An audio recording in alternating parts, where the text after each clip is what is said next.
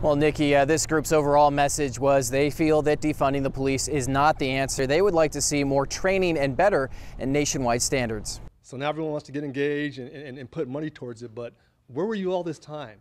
It took these events for it to happen. Assemblymember Jim Cooper brought together a dozen black police chiefs from across California, including the chiefs from San Francisco, Napa, Tracy, and Hayward, to give their ideas on police reforms. I believe this group of men and women are uniquely qualified to address this issue. Defunding the police departments is not the answer.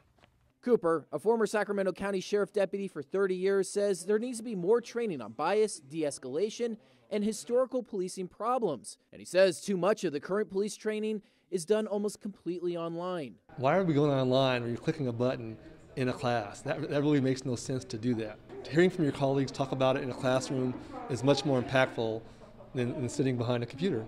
Also among the group was Sacramento Police Chief Daniel Hahn. He believes chiefs need to have more freedom when it comes to firing officers and making those terminations public. Our community legitimately doesn't feel that a lot of times that officers are held accountable, even though many times they were held accountable, including termination, but we're prevented from telling people that.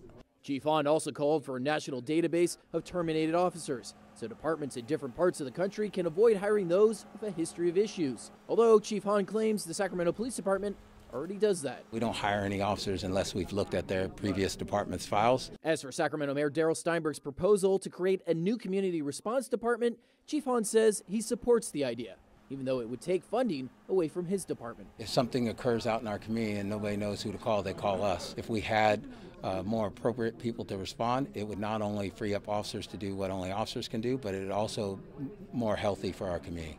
And Assemblymember Jim Cooper says he's also calling on his fellow lawmakers to put more money towards those communities which have long been forgotten. Reporting live at the state capitol tonight, Doug Johnson, Fox 40 News.